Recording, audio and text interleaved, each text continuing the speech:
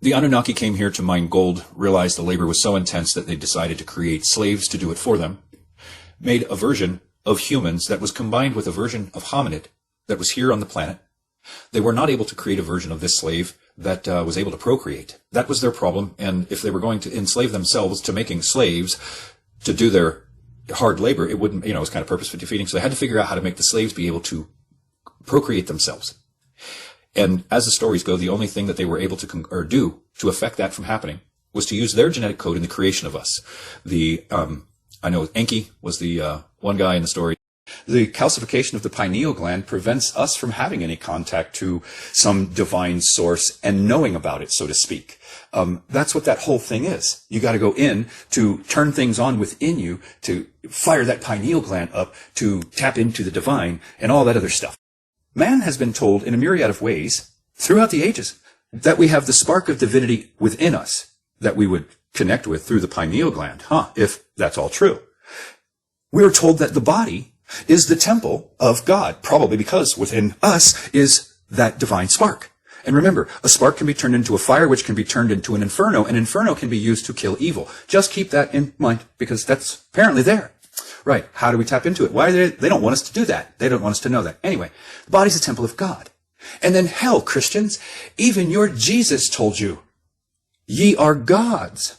But nobody seems to really scratch their head and be like, what? Huh?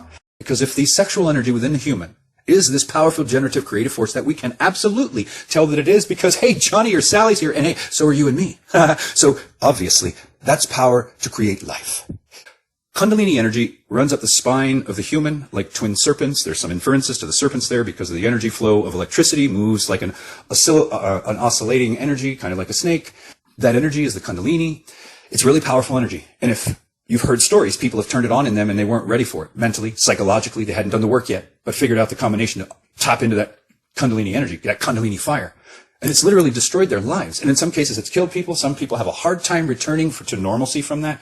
And I only say that to give you a sense of how freaking powerful the energy within the human being actually is. Think about that. Sexual energy, Kundalini energy, spark of divinity, the body's a temple of God. Jesus says, ye are gods. Well, and genetics that are far more advanced. Wouldn't that be an interesting twist of the game, boys and girls? Wouldn't that be an interesting twist to reality? Wouldn't it be an interesting twist to what we actually are?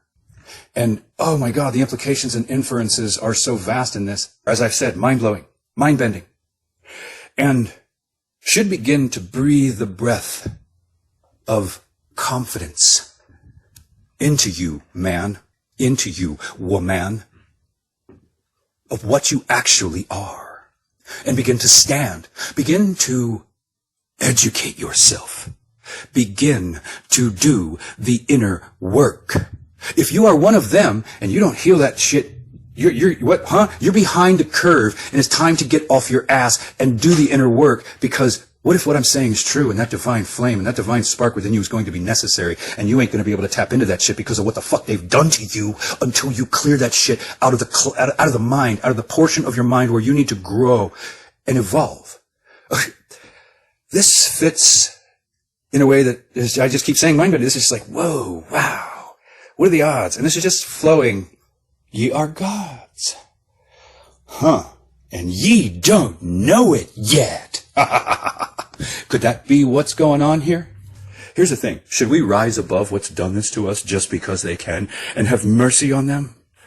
Or should something that is so obviously and clearly repugnant to sentient life, moral sentient life, morality applies to existence when you exist with other life forms, and then controlling and abusing other life forms and taking from them because you can, you had better hope that what you are doing to them lasts and lasts and lasts and lasts, because what if something happens?